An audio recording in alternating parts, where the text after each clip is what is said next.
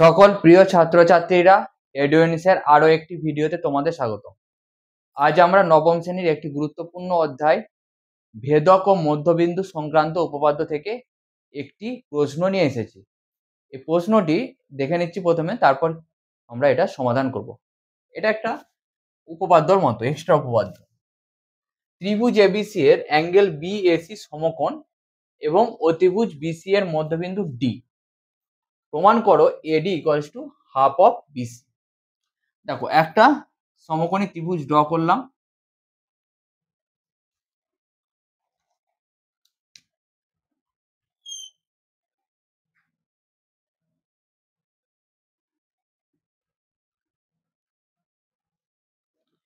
এটা ড্র করা হলো, যার বিএসি এই কোণটা হচ্ছে 90 ডিগ্রি। অতিভুজ বিসি এর মধ্যবিন্দু ডি, এটার মধ্যবিন্দু হচ্ছে ডি। প্রমাণ করো যে AD equals to half of BC. AD equals to half of BC. প্রমাণটা স্টার্ট করছি। দেখো, ত্রিভুজ এবিসি এর অ্যাঙ্গেল বিএসি সমকোণ, আর হচ্ছে বিসি অতিভুজ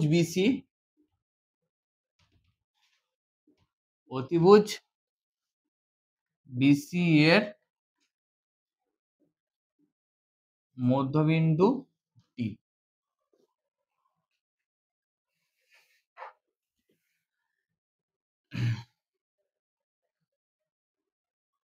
প্রমাণ করতে হবে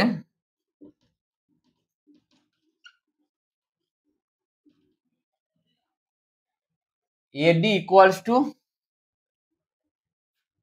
হাফ অফ।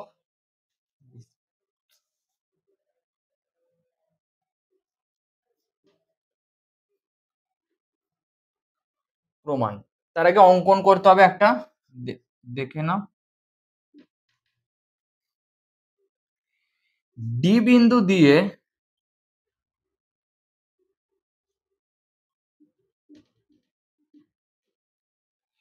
এসি এর সমান্তরাল সরলরেখা অংশ অঙ্কন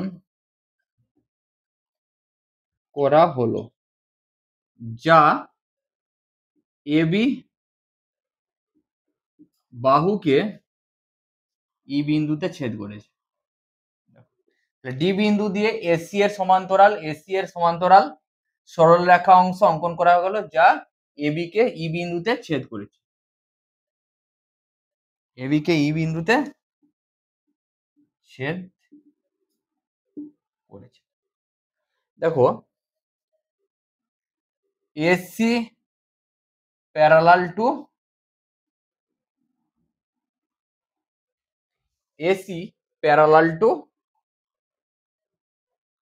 ডিই।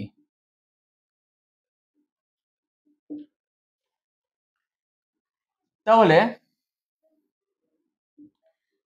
ডি যদি এস বিসি বাহুর মধ্যবিন্দু হয়, তাহলে ইটাকে কি হতে হবে? এবি বাহুর মধ্যবিন্দু হতে হবে। কেন? কারণ একটা ত্রিভুজের দুটি বাহুর মধ্যবিন্দু দ্বয়ের সরলরেখা অংশ তৃতীয় বাহুর সমান্তরাল, তাহলে এই বাহুটা এ বাহুর সমান্তরাল হবে। এবং এখানে বলে দিয়েছে এটা যদি মধ্যবিন্দু হয়, তাহলে ইটাকেও কি হতে হবে? এবি এর মধ্যবিন্দু হতে হবে। তাহলে ই এবি এর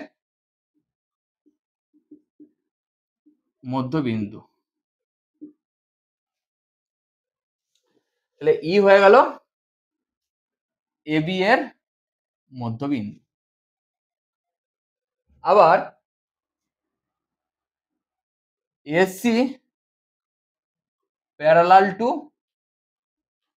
ডিই, এবি ভেদক হলে angle BAC equals to 90 degree, then angle DEB equals to 90 degree.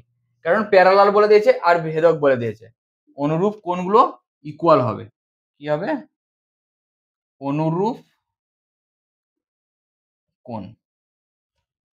এই দুটো হচ্ছে অনুরূপ কোণ, BAC আর DEB।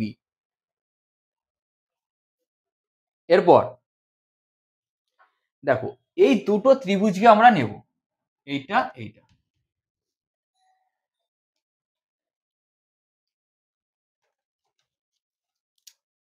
অ্যাঙ্গেল ডিবি যদি 90 ডিগ্রি হয়, অ্যাঙ্গেল AEDটাও কি হবে? 90 ডিগ্রি হবে। অ্যাঙ্গেল AEDটাও 90 ডিগ্রি হবে। এরপর ত্রিভুজ AED, ত্রিভুজ BED থেকে পাই angle AED equals to angle BD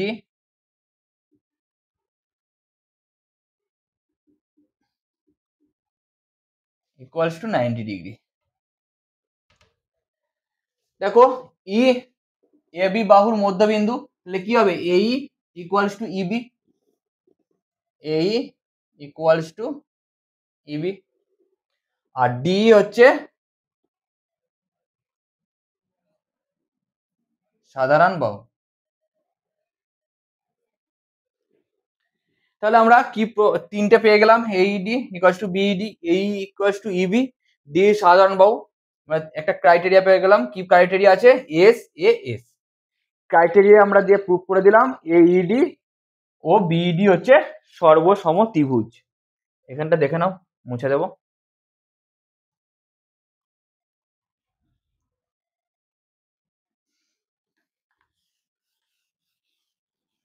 দেখো ত্রিভুজ AED সর্বসম টু ত্রিভুজ BED।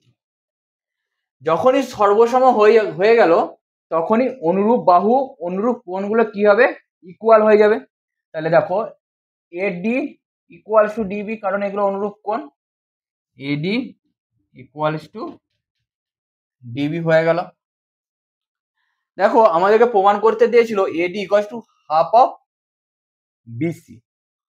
আবার DB মানে কি জানি বলো তো? Half of BC। কেন? কারণ BC বাহুর মধ্যবিন্দু। তাহলে AD ইকুয়ালস টু কি হয়ে গেল? Half of BC। AD equals to half of BC।